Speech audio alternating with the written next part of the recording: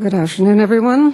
Call to order the Thursday, July 12th, 2012 meeting of the Santa Barbara City Planning Commission. And Madam Clerk, would you please call the roll? Yes. Commissioner Thompson. Here. Commissioner Schwartz. Here. Commissioner Larson. Here. Commissioner Campanella. Absent. Commissioner Bartlett. Here. Commissioner Jordan. Absent. Chair Lodge. Here. We have, as the next preliminary matter, is action on the review of the following minutes and resolutions. The draft minutes of June 14th, of June 21st, and Resolution 00912 for 4151 Foothill Road. And are there any additions, corrections, changes to any of those minutes? Mr. Bartlett. Madam Chair, Commissioner Bartlett. I would make a motion to approve the minutes and resolutions as amended. And I'll second. All right, motion made and seconded to approve the minutes and the resolution as amended. All those in favor say aye. Aye. Opposed? So ordered. And Commissioner Larson, did you needed to abstain from? I am abstaining from the minutes of, wait a minute, the latter ones. Just a second, June 21st. Next are requests for continuances, withdrawals, postponements, or addition of ex-agenda items. Any of those things, Mr. Calhoun? None of those things. I do have a quick announcement.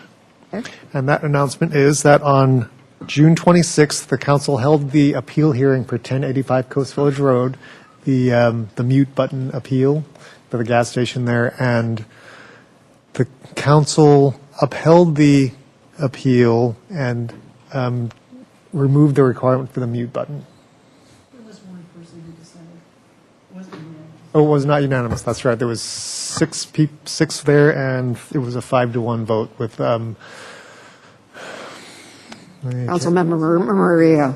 Murillo Yes. dissenting.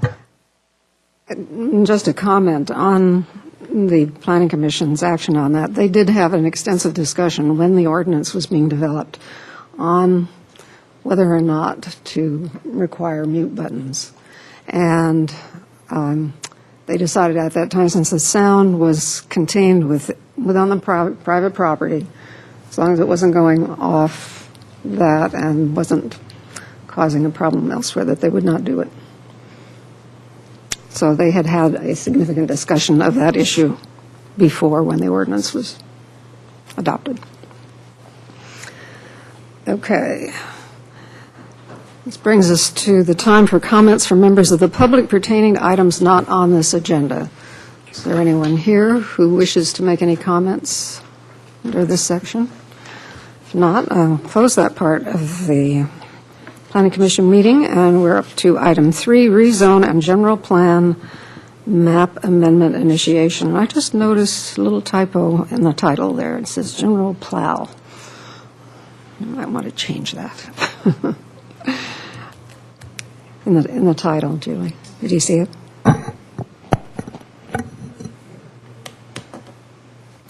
All right, Ms. Regal. Good afternoon, Chair Lodge and Planning Commissioners. Suzanne Regal, Assistant Planner for the project. The applicant, Beth Bailey, requested a discretionary application to initiate the change of the general plan map and a zone boundary affecting the 6 parcels that are outlined in red on the screen. Currently, the R3 CO boundary is on the easterly side of Junipero. She's requesting to move that to the westerly side of the affected parcels, as indicated by the green dash line there on the screen, which is a little hard to see. It's right here.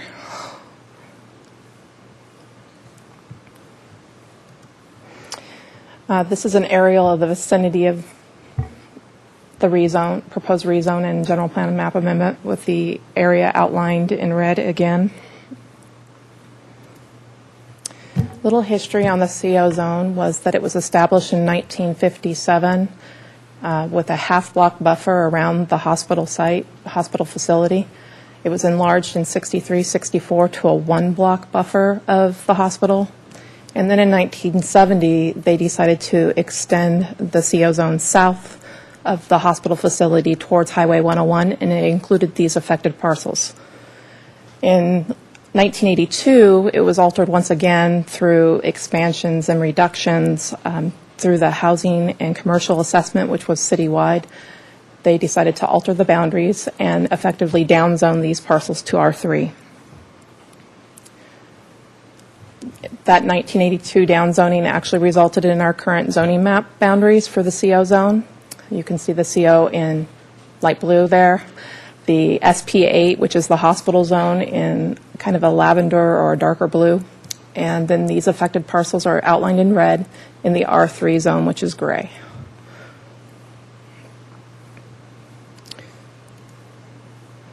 The general plan map was updated through the Plan Santa Barbara General Plan Update to be consistent with the zoning map to allow for general plan land uses and zoning to have consistent requirements.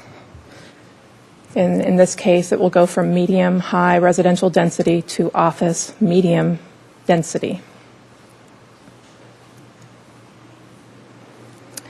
The existing sites are developed as shown on the screen with residential densities totaling 30 units. Property at 520 West Junipero Street is actually a commercial property. That's why it has a 0 for residential units. It was legally converted to non-residential use in 1979. There's approximately 1.5 acres there. There are 3 properties you can see up there that have some nonconformancies. 2 are nonconforming to density. They were developed at a time that the lot area for each unit was only 1,000 square feet of lot area per residential unit. So they are nonconforming to the R3. The parking is also nonconforming. They were developed at a time that multifamily residential only required 1 parking space or a quarter to 1.5, depending on the size of the building. That time frame between 72 and 78, it was 1.25 to 1.5 spaces per multifamily residential complex. So what are the main differences between the R3 and the CO zoning? The CO zone allows for these medical office type uses. The R3 requires compliance with the solar ordinance, but that is not required in the CO zone. The parking setbacks change, and that really depends on the location and the configuration of the parking as to whether it's larger or smaller. And the CO zone does not allow for variable density. So with respect to density, what does this mean? It means that on a lot of approximately 1.5 acres or 67,500 square feet, using the base density method, which is allowed in both the R3 and the CO zone, you would be allowed up to 19 units. Under variable density, I used a 2-bedroom unit, which requires 2,320 square feet per unit. That would total about 29 units. And then you can see under the proposed average unit size density program, it would range between 23 and 42 units, depending on the average size of the units in that development. The CO zone would not allow for that variable or proposed average unit size density program. So what is the potential change in the development? You can see the column of existing residential development at 30 units. A max density in the CO would total about 22 units. And then the possible net new units would actually result in an 8-unit deficit if they were all redeveloped together at the same time. Potential non-residential square footage is 3,000 square feet per site for a total of 18,000 square feet, and that would be up to that amount if the findings could be made for the development plan approval at the time of redevelopment. There is no redevelopment proposed at this time. The next steps, if initiated, the general plan and zoning map amendments will be considered with other amendments proposed as part of the Plan Santa Barbara update and will require additional hearings here at Planning Commission and City Council. Beth Bailey, the applicant, is here to speak about the reasons for her requests for the initiation of these map amendments. But staff would be recommending that the Planning Commission initiate the requested general plan and zoning map amendments. I would also like to note that we did receive one letter from the public from Patricia Clark in support of the current application, but with a request to consider the zone boundaries for the CO on a larger basis, more the whole hospital area. They live on Parkway. So with that, I'll turn it over to Beth Bailey to make any presentation that she may have. Ms. Bailey, you are the applicant here. Hi. First of all, my apologies. I was patiently early in the planning parking lot at Garden Street, and I went in, and you're here. So my sincerest apologies. So again, my name is Beth Bailey, and I appreciate your time to hear about this request for modification that we've been talking about to the section of the line drawn for zoning around Cottage Hospital. And again, specifically, it's the north side of the 500 block of West Junipero Street from R3 to CO. I believe you, okay, so you have the map there. So the use of this section of Junipero Street has really changed in the last few years from a mixed use to a change that's really been accelerating dramatically towards commercial and medical use, in recent years. What was once an area of gentle transition between Oak Park, the Oak Park neighborhood, and Cottage Hospital is now a bustling corridor servicing our wonderful $550 million regional hospital in the adjacent block, as well as the small medical offices that sprout up to support it, including a medical office within the R3 zone that's being proposed to change. And so while the actual bed count of Cottage Hospital has not increased, they have been significantly increasing their outpatient services. And these outpatient visits and the supportive economy that is a natural extension and needed to accommodate all of the outpatient-related growth has expanded dramatically. So in the 500 block of West Junipero Street, there is a new medical office directly across the street, which, while in the existing CO zone, creates a real pinch right with their driveway being across from the driveway at 534. There's no parking for staff there, and their shredder, their deliveries, their medical disposal, and other specific needs of just that one office face a residential, butt up right against a residential zone. We now have cars in our driveway numerous times per day because, as you may have experienced on Tuesday morning, even before the medical offices were all open, which they open around 9, there is no parking anymore.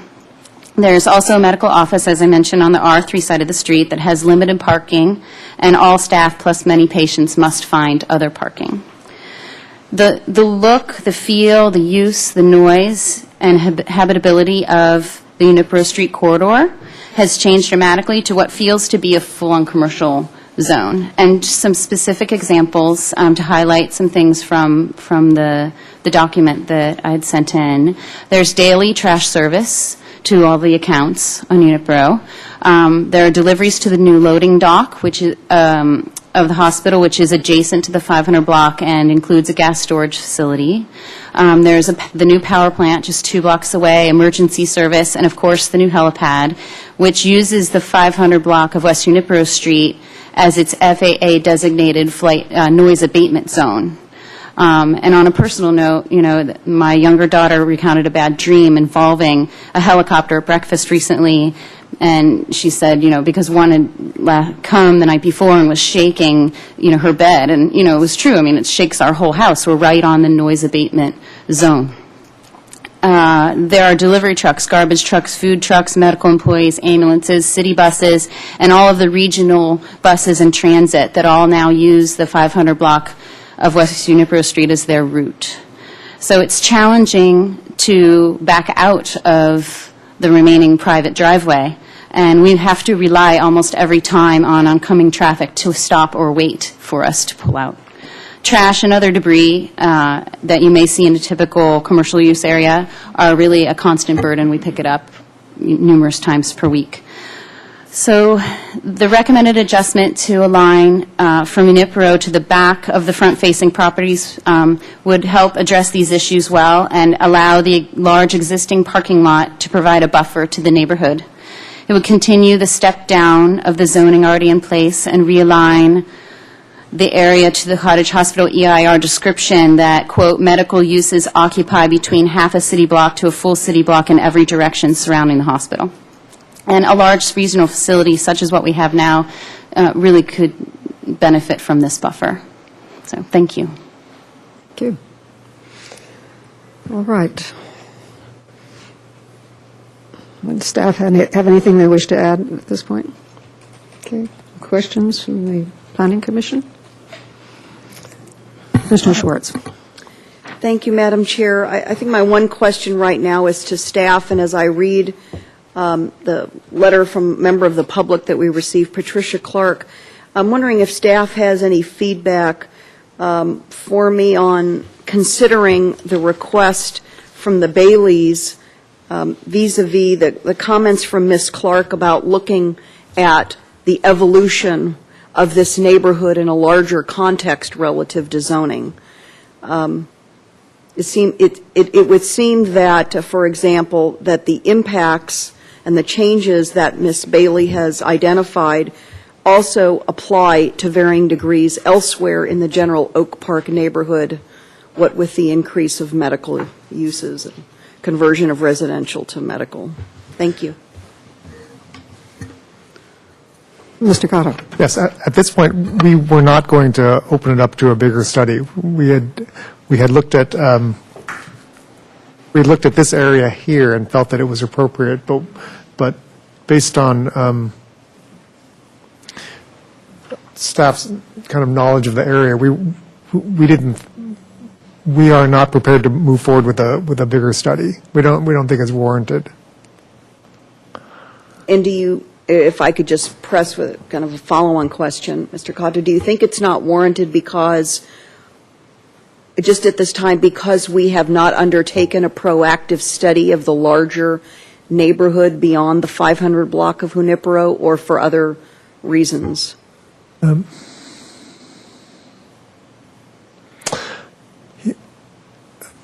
Commissioner Schwartz, I don't have a really good answer for you about why we, boy. That's okay. I don't want to press too hard, but I've been a commissioner for 2.5 years, so I'm looking for a broader context in which to understand whether it's prudent of us, or for me in rendering a position or an opinion, whether or not rezoning for a block, a single block in the city, is the best way to go, as opposed to kind of zooming out, so to speak, and looking at a larger area that has similar impacts I think rightly so from what Ms. Bailey has identified in terms of the changes that have been occurring now for some years in that area. Okay, I think I can answer. So the change to Cottage Hospital had a specific impact at this block because Cottage got that much bigger, right? Most of the areas around still have about a block or so of buffer between the hospital and the residential areas. And my understanding is when the Baileys came to us as staff, we kind of took a quick look at it and realized that, yeah, that was quite an impact and something that we could fold into the planned Santa Barbara rezone that's going to be going forward very soon, right? So it wasn't much of a work effort to make that happen, as opposed to doing an area-wide study, which is, the long-range planning staff already has quite a bit of work to do just to implement Plan Santa Barbara, and to add that on would delay this request for any number of years, I would say. So from a staff perspective and a staff resource perspective, we're comfortable putting this into something that we're going because we understand that it's immediate need and it makes sense. But to do something bigger and wider just doesn't fit into the workload. Thank you. So lastly, let me just ask, would you be comfortable saying that this is the most, within this neighborhood, so to speak, this is the most pressing, given the changes and the relative impacts to the Baileys and others, is this the most pressing sort of micro area within that neighborhood that would be appropriate for us to consider? And for the other reasons you mentioned, just staff resource constraints and so forth? I would just like to add that sorry, Ms. Friedel. The hospital facility was what they were actually doing, the half block or 1 block buffer, and that's the hospital itself, not their parking lots and their child care and that kind of thing. So that was always the intention with the CO zone and when they were enlarging it to accommodate that buffer. The only area where you have residential within that half block to 1 block area is along this 500 block of Junipero. Otherwise, you're beside parking lots and daycare, the gray zone. Okay? Okay, thank you. That's it for now. Thank you, Madam Chair. Commissioner Larson? Thank you, Madam Chair. Ms. Riegel, this question's for you. At the site visit, I'd love to say that house from 1912 is oozing charm from every pore as we oiled our way around the door. It was, I asked you to please check on the historical significance of that house, if any. I actually did check into the two corner single-family residences, and they were both built in 1912 by the same landowner under the same contractor. Our urban historian did a quick look at the properties and did feel that if there were demolition or alterations to those structures, that a structures report may be required in the future. But there is no redevelopment at this point in time. Thank you. Other questions?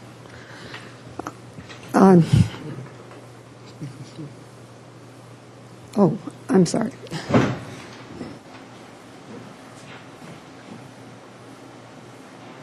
I have a request to speak from Bonnie Freeman.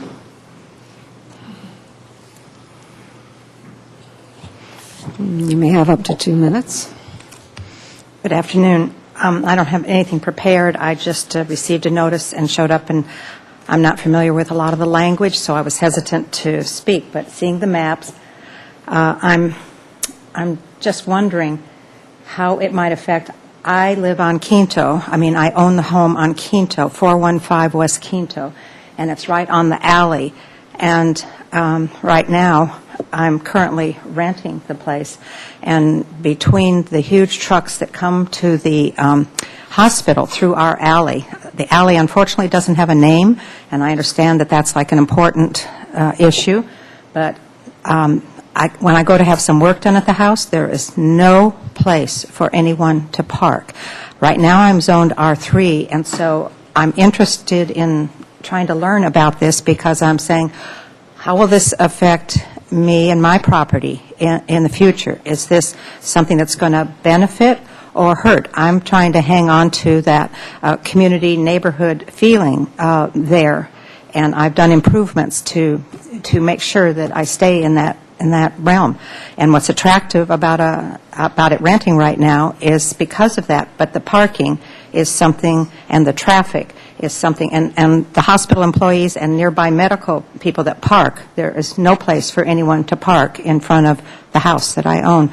So changing from R3, which I'm zoned at, I'm hoping one day to be able to convert the garage that's like a 1920 garage that can't fit a car, but I have to keep it as a garage, that one day I can somehow afford to make that garage usable for a car to go in and have an apartment over it, a single studio. So I'm trying to follow this to see how it would affect me and my neighbors that are near this property, very near.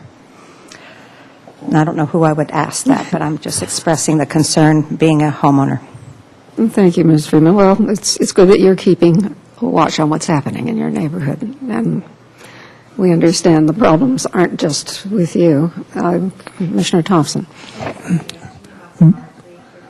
Madam Chair, perhaps staff would get with the speaker after our meeting and give her some direction as to who she could talk to, and a staff contact that would help her understand the process and what's going on in the area.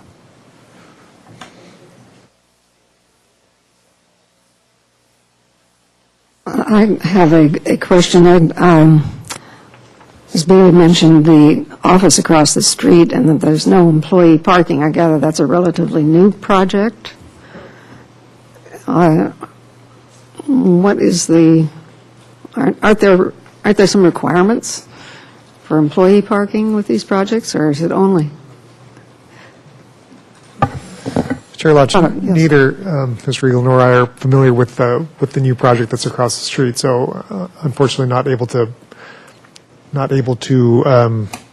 comment directly or specifically, but the parking requirement, there isn't a specific number for employees versus non-employees, right? The way parking works is you have a building, it's a certain number per square feet. It's like one space per 250 square feet, and that's supposed to be enough to cover employees and visitors.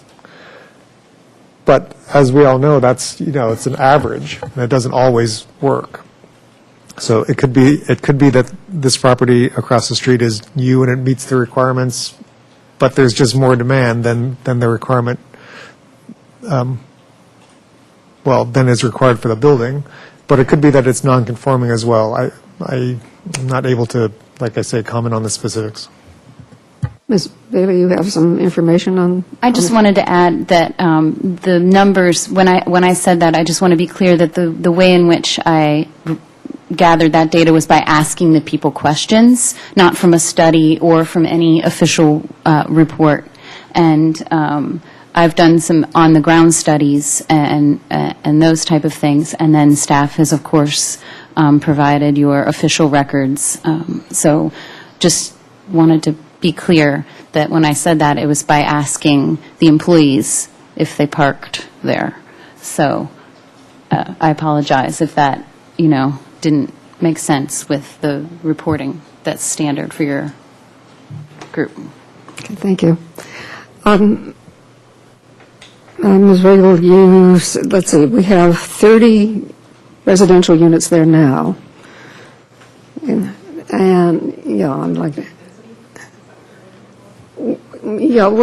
just looking at the potential loss of housing. That's what I'm concerned about here. And if it converts all to office, we're losing at least 30 dwelling units, and I suppose there's a potential for more than that. There probably, some of those lots could have more units on them than they actually do at this time, if they stayed R3. If you, under variable density, that is correct. And if it all goes to office uses, that's more jobs, and we're just making our problem worse. Now, I really understand how things have changed there as a place to live. I'm really having trouble with that issue.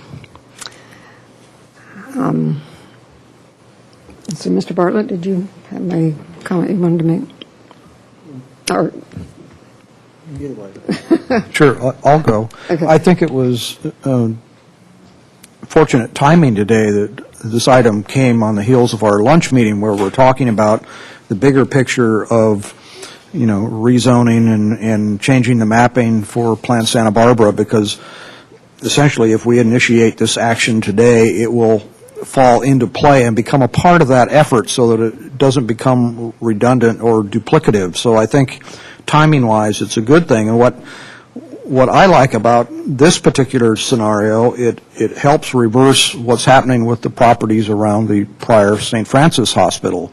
In that one, we're doing the opposite. We're converting from CO to R3. And in that case, we're talking about 108 parcels. So this is a token loss of residential that's being far made up for in that area. And it really makes sense because the hospital use is now all migrated to this site, and it makes sense to move a lot of the residential up to where the other hospital used to be and not have those offices around what's no longer a hospital. So I think it's a balancing act, and we're coming out on the winning side in terms of more residential capacity if this is kind of lumped in with that entire effort.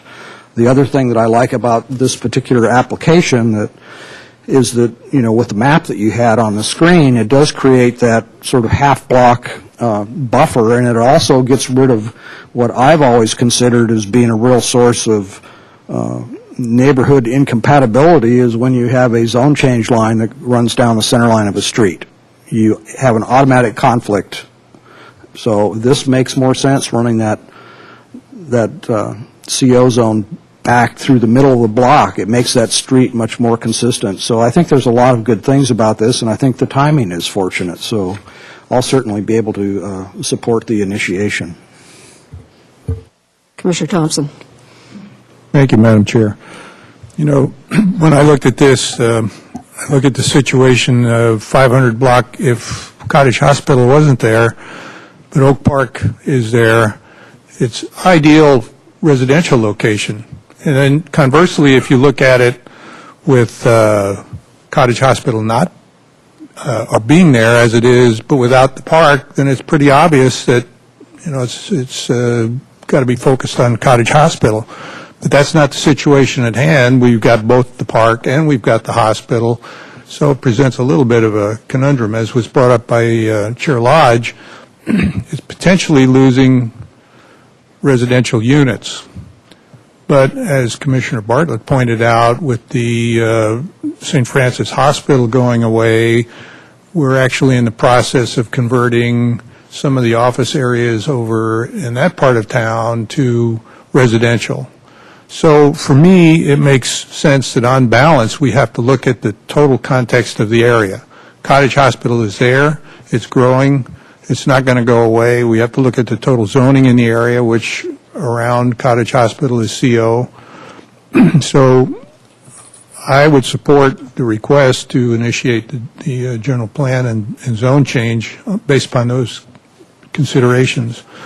And the bottom line is that it would be better for future uses in that area than trying to continue to put high-density residential where there's going to be a continual conflict with the hospital. Commissioner Larson. Thank you, Madam Chair. I'm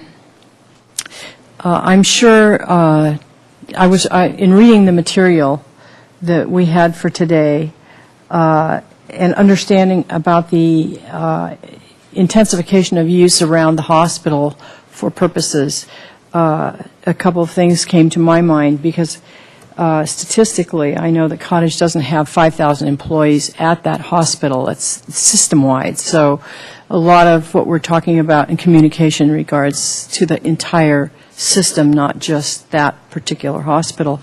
But that being aside, I think the city needs to look at how Mission Terrace uses parking. They're using Oak Park for their employee parking. They park along Calle Real, and they park in the residential neighborhood. And then the parking lot that's interior to Mission Terrace is reserved for physicians, and is reserved for administration, and there's a little space left for visitors. I know this because I've had relatives there, and I've studied the parking pattern. So I think that we need to look at that. I suggested it before, but I really insist we do this, because this is the start of the look at that area in terms of the general patterning of use as well as the specific rezone. I do support the initiation of the rezone. I am very concerned for the historic structures, particularly that home. I don't have the particular house number of that home because there's two listed and I'm not sure which one it was. But the yellow one that I think is your residence, which I'm sure when you purchased it, you fell in love with it from the inside out. So, I would hope that any plan would include that house some way. I mean, there's a lot of conversion to offices that have been done around Cottage that have included historic properties. There's a very nice job done by Dr. West and Colgraf across from the Knapp School of Nursing that is a craftsman, and they kept that interior and exterior pretty intact. The interior is very intact. So just as a suggestion, that part, but I do want that to flag, that property to be flagged for this. I think the use of the zone around the hospital, I think that's very appropriate, and I think what Commissioner Bartlett said, runs in the back of my mind, but not in the forefront of the trade between residential and commercial. I think that that's very appropriate, and although I haven't attended meetings regarding those things, they have occurred to me in the past. So I am in support of the initiation of the rezone. I'll recap with consideration of those historic structures, with a look at the parking for Mission Terrace. And once again, just because it's on my plate, we need an unloading zone for those children at the co-op preschool that does not involve running an ambulance route to drop off and pick up your child safely at a preschool. And this has come up before when we were doing the Cancer Center studies and the approval of their project. We asked for it, and I don't think that the preschool may even know they need to ask for it, but we need to ask for it as people who want a safe route for children. So I implore the city to create a safety zone for children. It's very necessary. Thank you. Thank you. Commissioner Schwartz. Thank you, Madam Chair. I'm going to be supporting the Bailey's request to initiate a general plan map amendment and support staff's recommendation to initiate that as well, and wanted to share just a few thoughts with you. I think there's, in one sense, a natural evolution for this neighborhood, given the build-out of Cottage. I mean, once that decision was made, I think we're really just seeing kind of a logical outcropping or outcome of what would inevitably occur in that neighborhood. Now, I think our responsibility comes in terms of trying to understand the adverse impacts to both the residents, the residential uses in the neighborhood, specifically this block, but I also want to pick up on the issue of safety for the children at the Oaks Cooperative Nursery School, because I think that we've stepped away from that, and I believe that is our responsibility to partner with them to have some discussions and provide some safety, enhanced safety for the children. Overall, I want to address parking in the neighborhood, because I think between Mission Terrace's use of the public parking lot at Oak Park for their employees, and I just went by there this morning to see that before anybody was in the park, 2/3 of our public parking lot was full, and I observed Mission Terrace employees, going back and forth between the Oak Park parking lot and Mission Terrace. So I think we've got to get on that, because I think it erodes the appropriate use of that parking lot for visitors to the park. In general, the neighborhood has become quite congested, both on and off the street, and I don't know, Mr. Cotto and Ms. Riegel, what the city can do in terms of surveying appropriate obligations by the commercial property owners or users of the commercial properties in terms of where they should be providing parking for employees and or visitors. But certainly by the time our site visit occurred or started, the neighborhood was already very full. So there's congestion. There's also speeding that occurs in some of the thoroughfares, which concerns me for non-commercial use and general safety for those who are coming and going, for the residents and also for the children, as I mentioned. I think that the loss of residential opportunities here, residential development, while it always concerned me, because I think that needs to be a focus of our Planning Commission and our city to provide more residential housing opportunities, I think there's an offset for us looking at it from a more macro perspective, and some of the other commissioners mentioned this, because we're stepping back to look at the entire city and where there's opportunities to rezone contrary to what we're considering today. Perhaps Commissioner Bartlett mentioned that specifically. So in some areas where we've had more commercial and it's more appropriate now to go more residential, we're going to put it there. So I'm not that concerned about the potential loss and maybe an unintended consequence of losing some residential in this neighborhood. With that said, I think that if we do not rezone, I think we're looking at increasing neighborhood incompatibility, because I think sort of the train has left the station, so to speak, in terms of the change in direction of this neighborhood. It is what it is, and I don't think we're going to be able to artificially turn back the clock to arrest the development, the commercial development, the medical development direction it's going. And on another occasion, perhaps we can talk more. It could be even a lunchtime discussion of intensification of use in the neighborhood and issues that, again, may be unintended consequences that we may want to tackle. But for today, I'm going to support initiating the requested map change. Thank you. Mr. Cotto, I believe this takes 5 votes. Is that correct? No. No, it doesn't take 5 votes to initiate. It only takes 4 votes to initiate. It takes 5 votes of the council to actually adopt. Yeah. Okay. Thank you. Well, as I said, I'm concerned about what will probably eventually be the loss of the housing there, but I'd feel a lot better if at least the house on Alomar 531. were excluded. I know it makes a jog in the line, but I think the city could live with that. Oops, wrong way. That would be 531 West Alomar. I would, and especially just looking at the note we got from Nora Gallagher of the Oak Park Association, saying about their concern about losing the parts of it that are residential, more of the parts that are residential. I think it would be appropriate to keep that parcel residential. Mr. Thompson? Well, Madam Chair, I'm ready to make a motion if it's appropriate. Any other? I'll move that the commission initiate the rezone and general plan amendment as requested. Second.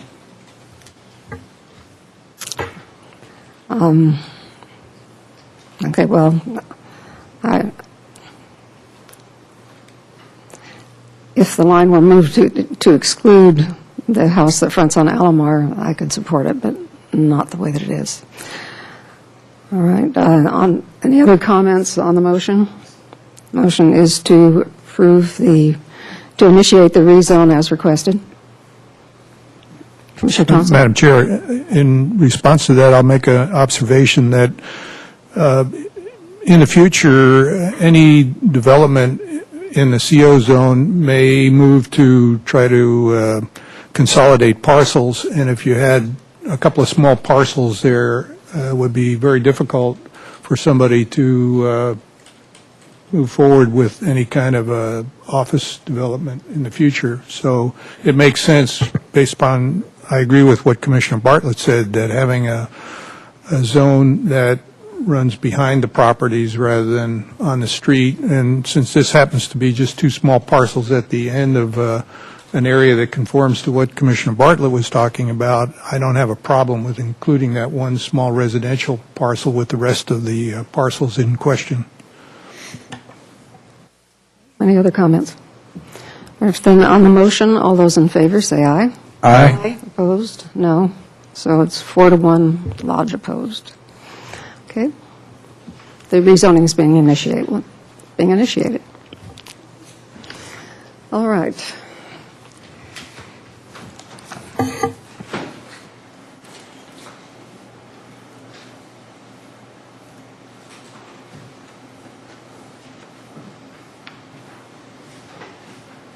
Brings us, I believe, to the administrative agenda. Committee and liaison reports. Staff hearing officer liaison report. Commissioner Larson. Thank you very much, Madam Chair. It was very uneventful. Staff hearing officer meeting. It involved 2 items. One, a deck remodel, and the other, a small balcony. So nothing earth-shattering. And there is no meeting scheduled for for July 25th. Thank you. Any other committee or liaison reports? Just a quick note from the Water Commission. Rebecca Bjork commented that, we want everybody to conserve water, but 80 to 90% of the costs for providing water are fixed.